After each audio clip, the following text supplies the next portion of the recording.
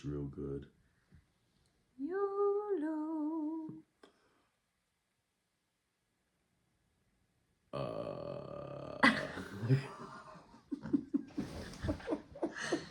Do you remember making that noise like I see you look red rum? You can- 100%. That's copyright infringement. Oh, it's good. It's a cultural reference. I think you can reference things with impunity. Oh yeah. Yeah. All right. Well, And compete with your friends to see who can do it longest. I think you started before me. It's bad audio. All right. Okay. I'm Noelle with the Healing Project, and I'm joined today with Joey Tucciarone. Is that your name right? Tucciarone. Tucciarone. Tucciarone. That's nice. Nailed it. Hey, thank you. That's a great last name. Thank you. All right. Sounds like something you would eat. Yeah, Like food sounds good. You would you'd pour some Alfredo over. Mm-hmm. You know. Some good pasta. Yeah. It's some farfalle tucciarone. So what happens when you mix a little bit of pesto with Alfredo sauce? Then you get that's tucciarone sauce. I wish that was a thing because that sounds so good. It can be a thing. Make it a thing. You know what? I have a lot of basil that I need to do something with. Yeah. I got pine nuts. I'll make some pesto. Yeah. And I make a really good homemade Alfredo. What protein would you use? Chicken? Chicken. Mm-hmm. Chicken. It's gotta be chicken, right? Oh my god. It's gotta be chicken. Everything's better with chicken in it. Most chicken definitely. goes with everything. It's the perfect meat. It really is. It really is. Chicken tacos? Yes, please. Oh my god, yeah. So good. So tell us about yourself. You're a psychologist. Yeah, I'm a clinical psychologist. I work for East Tennessee State University. I've been doing this for some years, but not too many years, but a few years. And outside of that, I am a single dad and a weirdo artistic type. And I work a lot. I think I work 60 hours a week. Just doing lots and lots of therapy. Yeah, it's really hard to actually catch you on a night when you're just totally free. It is really difficult. I'm trying to fix that. I'm hoping that at some point, because I work a 13-hour day on Mondays and Tuesdays. I work regular hours on Wednesdays through Fridays, but I'm on dad duty. And then Saturdays, dad duty till 6. Therapy from 6:30 to 9:30. And then Sundays I get up and I do therapy from like 9 to 12:30. And so what I basically have is this narrow little window on Sunday evenings to try to cram an entire week's worth of social life and adulting and shopping and chores and maybe preparing for the week ahead. This is not sustainable, Noelle. It's not. It's not. Something's got to give at some point. Yeah, you have to make some time for you because you're just one person. But it's really hard to find a work-life balance. It truly is. That's really a struggle. It is. It is. It's hard. Yeah, because it's especially whenever you're going the single parent route. Yeah, when it's all on you. Do I? Like when it's all on you. Oh yeah. All the time. Yeah. Yeah, because what I've learned to do is delegate like certain chores, and I am learning to let things go and to accept that I cannot be on top of every to-do list all the time. Actually, part of my journey is to stop making to-do lists. Stop making to-do lists. I've stopped. I like that. Because when I start them, they never stop. I just keep adding to the bottom. So even if I cross off 3 things, I've probably already added 5 more. So what you have is just like a never-ending chase. Yeah. And it's just an invitation to punish yourself for never completing that to-do list. Yeah, that's what I have. That's the problem that I've had because I want to be everything for everyone. I want to make sure I'm super mom. I want to make sure I'm super nurse at work. I want to make sure that I'm like super friend and that I'm doing all the things. And then like also making time for myself. Yeah. And making a decent like grocery trip. Also laughable. You know, so, so I cannot do it all. I cannot. We can't do it all. And Especially if we, I'm sorry, go ahead. No, it was just making me like totally exhausted all the time. Yeah. Yeah. And then so, you know, and then what's the point, right? Because then I just feel bad about myself constantly. Like Yeah. I'm not enough. I'm not doing enough. That's what I always struggle with. Mm. Letting everyone down because I'm not doing enough. And you're not enjoying any bit of it, you know. So it's like, what is this life? Yeah. Where we're just stretching ourselves too thin, and then mad at ourselves, and setting these these standards for ourselves, but like never meeting them. Yeah, and I think you're supposed to be a responsible human. Sure. But I mean, life is meant to be enjoyed. You know, eat, drink, and be merry. Yeah. We're not meant to be miserable drones, like with, you know, robotic features where we just constantly engage in responsibilities. Life is meant to be enjoyed too. So I am making myself not do to-do lists, which is probably the first time since I was able to write that I've not done a to-do list. Good on you. Yeah. Good on I'm you. making myself do this. It's hard because I still have the mental to-do list. You know, I think we can give ourselves a little bit of permission to set some, you know, some goals for ourselves for the day, but not codify it, and thereby not making it an opportunity for punishment. To say, you know, it'd be cool if I can get these dishes done today. I'm setting the intention, but I'm not setting this sort of absolute expectation that I'm going to get this thing and this thing and this thing done. I'm going to do my best and get as much done as I can within reason, but I'm going to also be very intentional about carving out a little bit of time for me. And I think here's the thing. This has been super helpful for me. I can't remember where I picked it up. I didn't make this up. It did not come from me.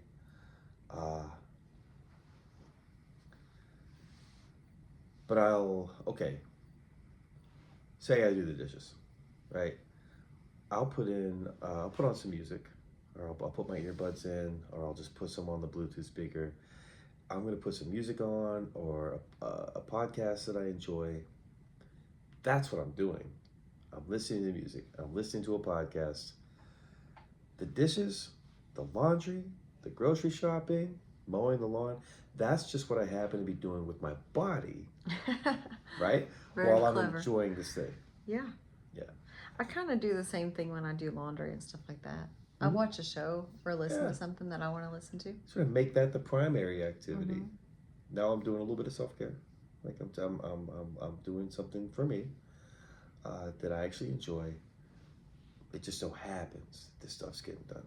Because the reality is, there's not enough time in the day. There's no way, as functional adults, you can get everything done that you need to do and still make time for a show in the evening or whatever. There's just no way to do it. No way. When you fly solo, your time is like, and when you have your kids, you're cramming everything you would want to do with them every day that like everyone else has 14 days to do. You're cramming it all into that compressed time that you have. Yeah. And expecting to do it perfectly. Yes. And expecting the bar is really high. Like it's really high. So it's like high. They gotta have the best time, but also they have to learn morals and they have to be ethical little humans and they have to get their homework done and we have to study and they're gonna be very scholarly by the end of this week. And like but they're gonna have the greatest time ever too. They're gonna have because fun. we have to build like lasting childhood memories and this like they have to be able to look back as an adult and be like, wow, I had a great childhood. Great childhood. Full of laughter and warmth and yes. And of course we gotta get cuddle time in there because we gotta have nurturing. That's part of good childhood development. They've gotta be nurtured read to, tucked in, all the things. All their feelings addressed, all the things. So we want them emotionally balanced as well. So, you know, the bar's not just high for us though, like that's kind of high for them too. Absolutely. So like that's, you know, I don't know, like we've kind of done away with to-do lists here unless we absolutely like, if I have to make a list, like if I were going on a trip like you're going tomorrow and I need to make sure I don't forget anything, then I'll make my list. You got a checklist. I have a checklist. It's not a to-do list, really. I mean, there's still things to do on it, but it's really more of a checklist. Like, did I pack all of the toiletries? Did I make sure the dogs were fed? Did I remember to call the dog sitter? Range one? Did I? Because I forgot that last trip.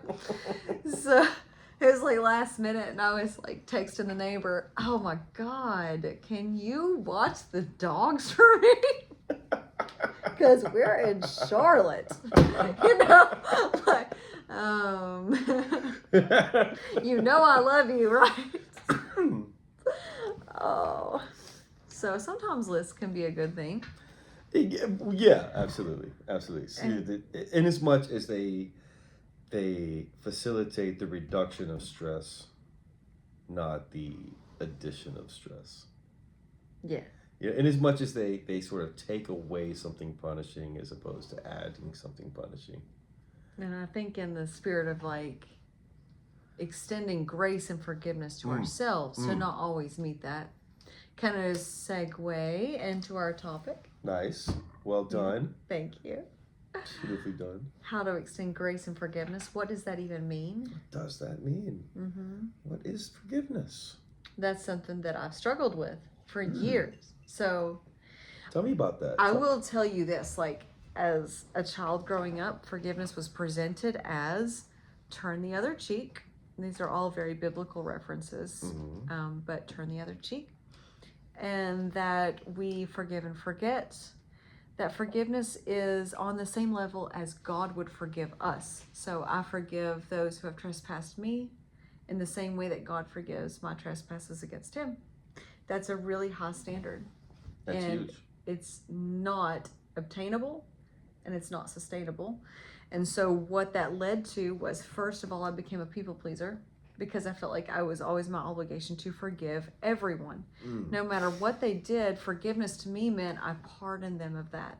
Like, and not just pardon them, but like I didn't hold them accountable. So I let them right back into my life, which allowed them to hurt me again.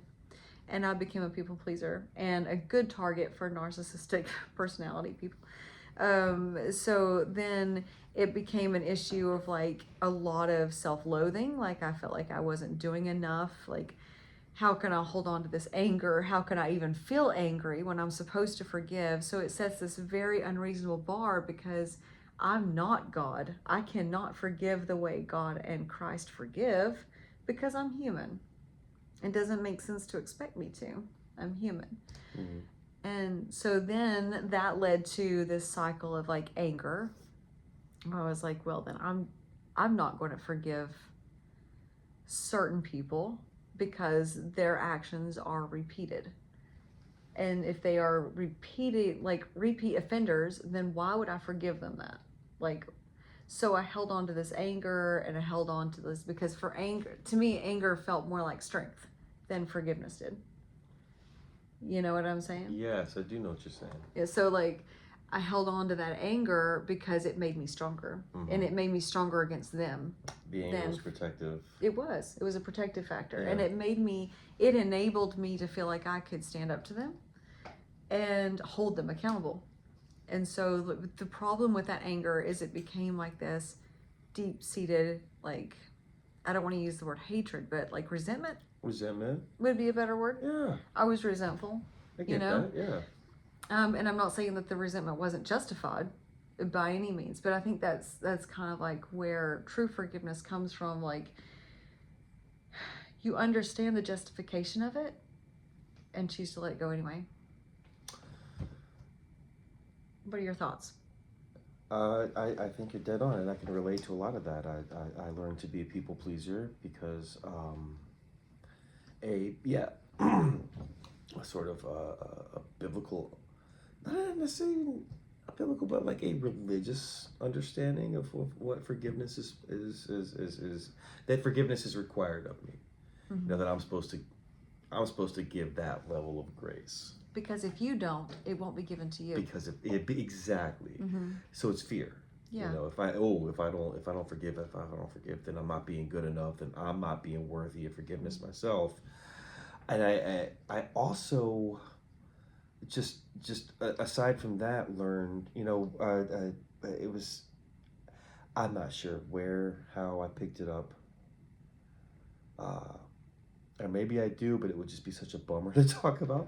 But like, I learned the idea that I need to be infinitely forgiving in order to keep people around and not be ultimately abandoned. So again, out of fear of abandonment, a fear of isolation, I learned to just forgive everybody all the time. Mm-hmm. And as a result, I'm just swallowing a litany of insults to my well being, insults to um, my pride or my sense of worth or my sense of value, and what that sort of breaks down into is anger, Yeah. and resentment and cynicism and bitterness. And so where I think that I'm doing the pro-social thing by just being infinitely forgiving of everybody, and just like you said, just attracting a lot of people who recognized that they could treat me any which way they wanted to, with and without any kind of any kind of consequence. Um, where I thought that was pro-social, what it turned me into was a very sort of bitter, angry young person. And I carried that chip on my shoulder for much longer than I'm comfortable admitting. But and in a lot of ways, I think these vestiges, these echoes of that anger still come up within me at times.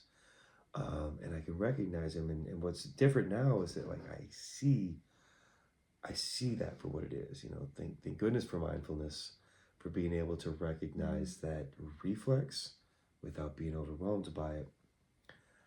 But I think where a more evolved or enlightened understanding of forgiveness for me is, it's not to pardon.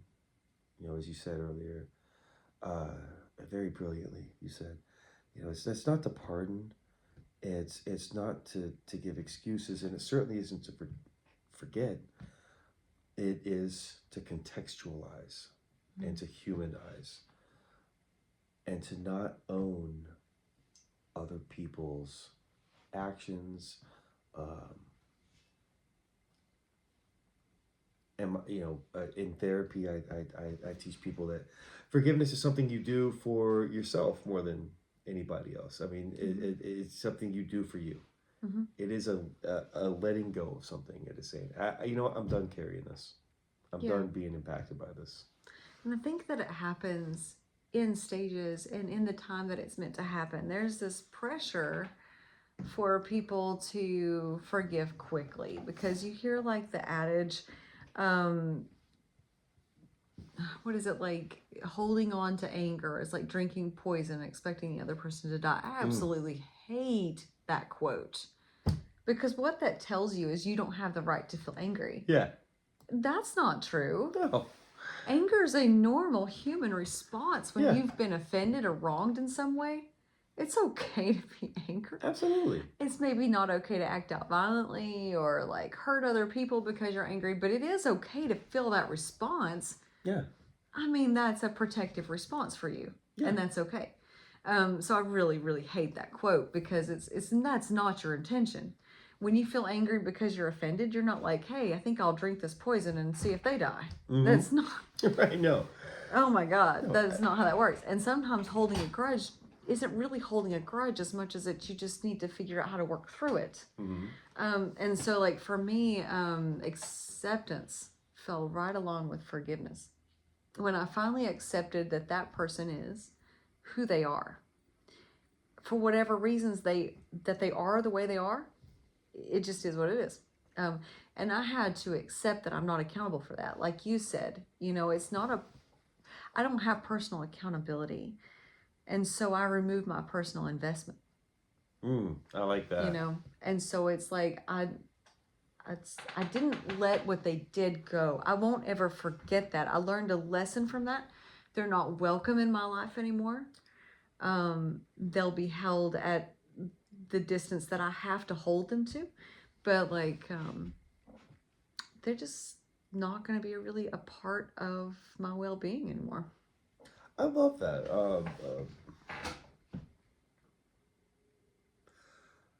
I think anger, resentment. These are something to be understood. Something doesn't, if it affects you at all, it's because it matters to you on some point. It's relevant to you. Like, in a couple of months, the Super Bowl will happen. Yeah. And it'll come and go, and I will not care one bit. Me either.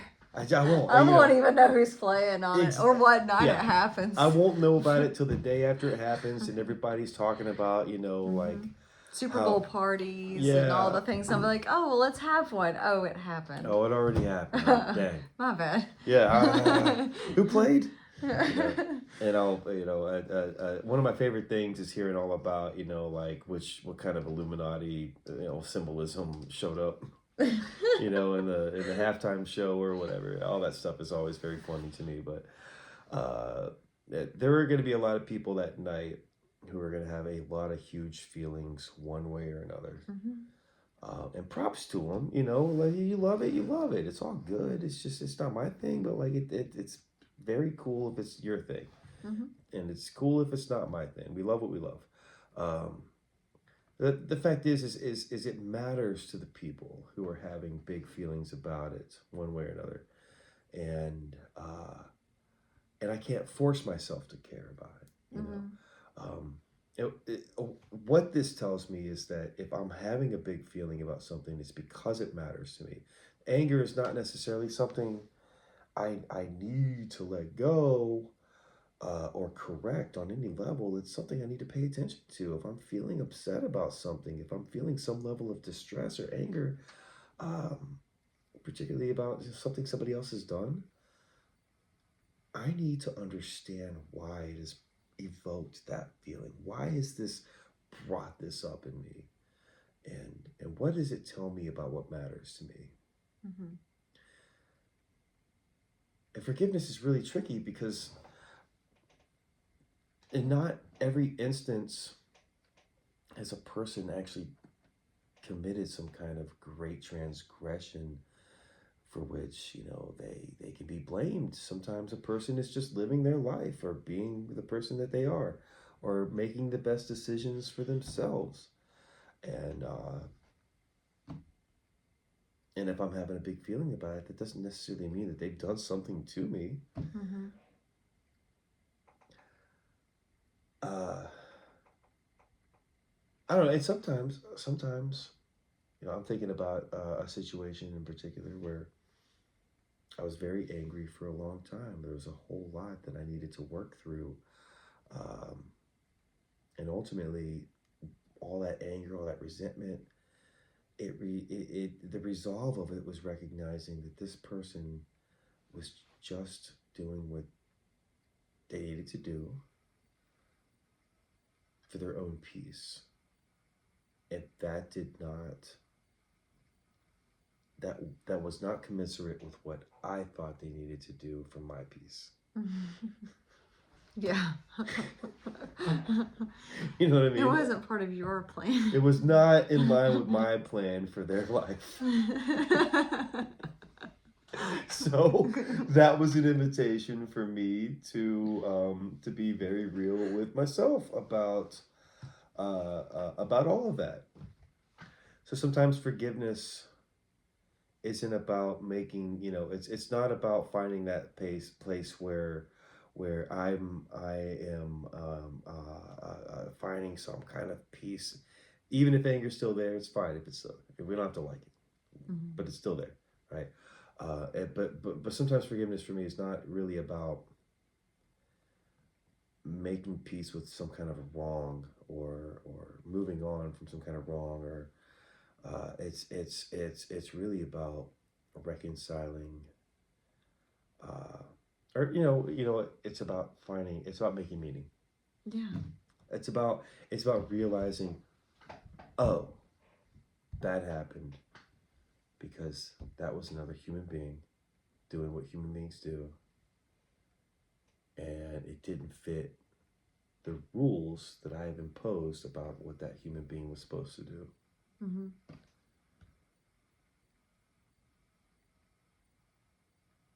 And that's okay. That's okay that happened. I guess forgiveness is tricky. It is. It's very complex. There's so many different facets to it. It is. I think whenever it gets perverted with the expectations and that unreasonable bar that other people have set on us. And I think we have to move away from this idea that like there are negative emotions and positive emotions, and accept that there are just emotions. Yeah. And there are just reactions. And that as humans, we're granted all of those reactions, all of those responses, emotions, whatever label you want to put on it. We are granted all of them because we're supposed to experience all of them. Yeah. And so to just flat out deny them and say, I'm not angry anymore, I forgive you for what you've done, and it's okay. That's denying yourself. Yeah. And that's denying your right to respond to what that person did. And I understand we can control our anger. I don't agree with the idea that, like, I've had some people tell me, people can't make you angry. You decide to be angry. I disagree with that. No. I think that yes, you can be provoked to anger. That's biblical. Actually, do not provoke your brother to anger. There's also another verse about fathers provoking their children into anger. You can provoke someone into being angry. Surely. You can make them feel angry. Now, how they respond to that anger, that is on them. That's on them. That's their choice. Yes, that's up to them. Yeah. But like, I think we have to move away from this idea of like forgiveness means excusing someone, because we're not God. We cannot give God-like forgiveness. We are not. It's not within our capabilities to do it. It's also not our responsibility to do it. It's not our sword to swing. It's His. Not our sword to swing. So that's if you believe in God, and if you don't, then that's okay too. But it's not within our realm of possibility as human beings to forgive in the way that a higher power would forgive and excuse offenses and trespasses, because I can't look at you and be like, I forgive you your sins. That's not my authority. I don't have the authority to do that. I can say I'm no longer going to let what you did to me ruin my life. I mean, not that you've done anything, but I can say I'm not going to let this person negatively impact my life anymore, and I'm going to take control of my life now, and I let this go, even if it took me years to work through that anger and that negative emotion. That's just how long it took me, and that's okay. I wasn't drinking poison hoping they would die. Right. It just took me that long to get through that emotion.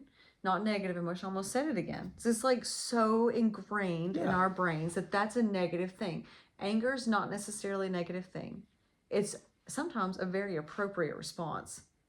Absolutely. And we should feel angry if someone's lied to us or someone's betrayed us in some very serious way. It should hurt us. We should feel angry. But if you don't feel anything, that's a whole nother conversation. Oh, gosh. You know what I mean? Absolutely. Like, don't shame yourself because all that does is create this cycle of, I can't forgive them, and I'm shameful because I'm angry, and I'm shameful because I can't forgive them, and I'm this horrible person, and all that does is give them more power over you in your daily life. And in the end, the goal is to control our own lives and our own daily life. Absolutely. Absolutely. Nobody's ever given, I don't know about you, but nobody's ever given me a menu. Nobody's ever, something has happened and somebody says, here's your menu. What would you like to feel about that? Boy, if only. I guess I'll take the anger, extra rage. What would you like for your side, sir? Oh, how about a little bit of Violence. Resentment. Violent impulse. Would you like resentment to drink? Oh, extra resentment, please. Extra resentment. Okay. Yeah. Good. Light ice. Light ice. Okay. Actually, you don't make it extra frosty. Would you like lemon in your resentment? Extra sour. Any bitters you could dump in there? Some vinegar. Potassium. Should get in there real good. Yeah, you don't get to pick what you feel. You know, you don't. You get what you feel. You get what you feel, and I love what you're saying, because we don't. It's so embedded in our language about emotions. Our whole emotional vocabulary is so filled with judgment and evaluation. You know, how many times have you heard, calm down, chill out, cheer up. Mm-hmm. Don't be mad. Don't be sad. Smile more. Smile more. You should smile more. Mm-hmm. Feel better. This is feel better. What's that even mean? You know, yeah. So have better feelings. Be better at feeling. You feel what you feel. You get what you get, and what you get. An emotion is truth. It is raw, unfiltered honesty, in response to something that has happened. Mm-hmm. You know, and I would love to be the kind of person who never experiences anger. And to be fair, we don't have to like anger. We don't have to like any kind of emotion. That itself is its own honesty. But we can make space for it without trying to correct it. And I think that's the idea. If I'm angry, I can make space. I can hold space for that anger. I can validate that anger. I say, okay, I'm mad about that. I'm feeling very upset about that. Now what? What will I do with that? What will I do with that anger? I don't see a need to correct it. And that's great. Not seeing a need to correct the anger means that I'm not going to punch a hole in the wall. I'm not going to do the kind of things that tend to make more problems or make existing problems bigger. If I don't feel a need to correct the emotion, then I'm not going to scramble in my urgency to fix it and end up making a bigger mess than I started off with. I like what you said there about like making space. I think that was one very huge step towards healing for me. Mm-hmm. And letting it go was just making space. And for me, it was fear more than it was anger. It was this constant fear that had been held over my head for years now, and had been used to threaten me in some really awful ways. And like I had to make room for that space to exist without, make room for that fear to exist without that fear making decisions for me. And so like that was the trick. Right there was to be like, okay, I'm going to give you this space and I'm going to listen to you, but you don't get to make this decision today. Not today, you know, maybe tomorrow, but not today. We're not going to let you make that decision today. That's good.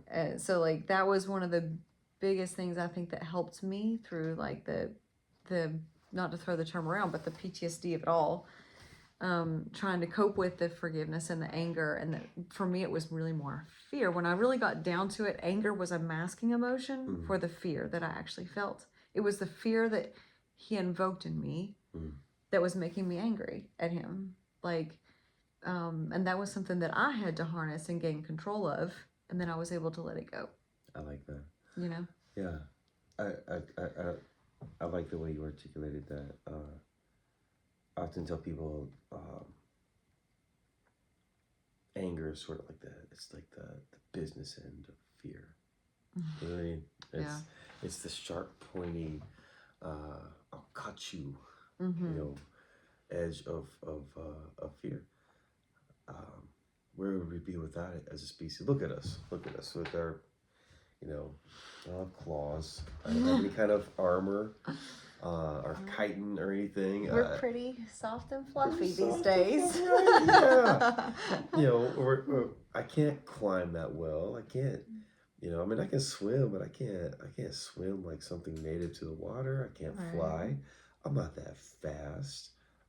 You know, and even if I do muster up the capacity to run, I'm not going to run that far. I don't really have a whole lot going for me in terms of survivability in a world full of things that might want to eat me, you know? Right. Right? So, like, what do I have? If anything, I can sort of puff my chest out, Make yourself look bigger. flare my nostrils, put some bass People in my do voice. that. Yeah, Mm-hmm. absolutely. Make yourself bigger. Yeah. Project. Project, get, affect some sort of like fierce Mm-hmm. look on my face and, Sure. and maybe scream a little bit. Mm-hmm. I can try to strike some kind. I can try to intimidate through anger. I can tell you, you don't want to mess with me. I'm in a state of mind where I can jack you up if I need to. It's so hard to picture. I'm just gonna be honest. Like, you are one of the kindest people I've ever met in my life. I appreciate that. So to picture you posturing at me would just be really bizarre. I would have to take some accountability of that response because, like, there's no way you just did that unprovoked. No way. There, I don't think I've ever been. I don't think I've ever been a person who has made. There's no pattern, but there certainly have been moments where a situation that maybe has pulled that thing out of me, and and it's such like an icky sort of gross feeling after the fact, Mm-hmm. Yeah. Oh yeah. You just like picture in your head like this big grizzly bear that just came out, like it scared everybody in the room. Yeah. It feels nasty. Yeah, it's just not, and I think you're the same in that that's not the person you want to be. It's not the person you want to be experienced as. In those rare instances where that side has actually emerged, it's just like I always think about it as regrettable, but at the same time, again, I can't think of a single time where I have been, where I have sort of exhibited an open display of anger to the point of ferocity, where it was not driven by some manner of fear. Mm-hmm. If that was fear of being hurt, fear of somebody that I care about being hurt, or fear of losing control of a situation in which I perceived a need to maintain control. I don't pretend to speak for everybody, but for me, it always comes down to fear. Yeah, that's what it was for me. When I really finally like stripped the layers away and looked beyond the personal offenses, the anger was just a mask for fear. Yeah. He was just working overtime to make sure I didn't have to be scared. And that's really all it was. And that's my personal responsibility, I'm not to say that I don't hold that person accountable. They're definitely not going to eat at my table anymore. But I don't mind anymore if they do eat. You know what I mean? I hear you. Yeah. It doesn't make me mad if they're healthy. Just don't do it at my table. Like, right. Trust is gone. That's fair to say. That's fair to say. And that's a perfectly fair resolution too. Yeah, I mean, I think if I could give like any advice really for someone struggling with like how to forgive is stop expecting yourself to forgive in the way that like religiously people teach you to. Like, you are not God, and I would recommend you stop trying to forgive the way that God forgives and try to make space for what you're actually feeling and sort through that. Give yourself time to sort through that. Don't just jump through it, because I tried the whole I even tried at one point praying every single day and forgiving him every single day. Every single day, sometimes more than once a day. I would say, depends on how often the offenses came in. And I would say, well, I forgive this person for so-and-so and blah, blah, blah. That did absolutely nothing to heal me. Nothing. All that did was keep him on my mind and in control. And it kept me afraid all the time, because I felt like, what if I'm not forgiving him well enough? So I would just I would let people know, like, don't expect yourself to forgive the way God forgives necessarily, because we are not God. Don't hold yourself to that standard. And maybe allow yourself the grace and time to figure out where the emotion's actually coming from. Yeah. And what it is you really need to let go of. Is it the fear or is it the offense? I like that a lot. I would say, in a very similar way, just don't rush yourself. And don't expect a nice, tidy, absolute forgiveness to just happen. Live your life. Live your life. I think the things for which we struggle the most in terms of forgiveness are the things that we want to be very... I think we want to ask ourselves, does this need to be definitive of my life? Mm-hmm. Do these insults to my well-being, do these hurts, does this pain, whatever it is this how I want to define my life? Can I acknowledge the pain? Can I acknowledge the hurt? Like you said, understand why. Enter into a dialogue with it, make meaning. And maybe even use that as raw material for, okay, I know that this matters to me so much because this hurts so much. Now that I know, now that I know that, what do I do with this knowledge about me? About how I experience things, about how I process things, about what I really care about? What does that tell me about my direction moving forward? And in this way, the things that have hurt the most, it's not like they just don't hurt anymore. And it's not like we're super stoked that it happened. Right? Oh, it's right. I'm glad I went through all of that. Right? Yay! Yay! More trauma! Woo! You call them up. Hey, thank you for all the abuse and trauma and mistreatment. Thank you for the PTSD. I have learned so much. I would not be where I'm at if it weren't for your awfulness. Why wouldn't they love to hear that? I actually know some people that would probably take that as a compliment. Be like, right. You're right. You wouldn't be where you are without me. That would be the whole takeaway. You're welcome. Yeah. I knew you would eventually appreciate all I've done for you. It's just informative. I mean, I think about, some of the things that were really painful about my childhood.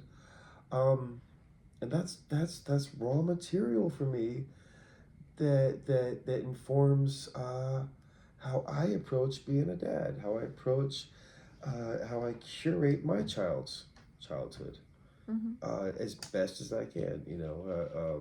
Things that have happened in relationships that have been extremely painful. Well, that I if like forgiveness is not being like, that was cool that you did that. It's saying, I can take what you have given me. Mm-hmm. I can apply what I've learned moving forward. And it doesn't give you a pass. It doesn't make any of that excusable or okay. But I have a choice to make. Since you put that on me, since you introduced that into my life and I have to carry it now, what will I do with it? Will I think of it as a burden? Will it be this thorn in my side, bleeding me dry? Or can I shape it into something useful to me moving forward? What has it taught me about what does and does not work for me in a relationship? What has it taught me about how to navigate conflict, how to set and maintain and be flexible on my terms with boundaries? What's it taught me about me and what I need?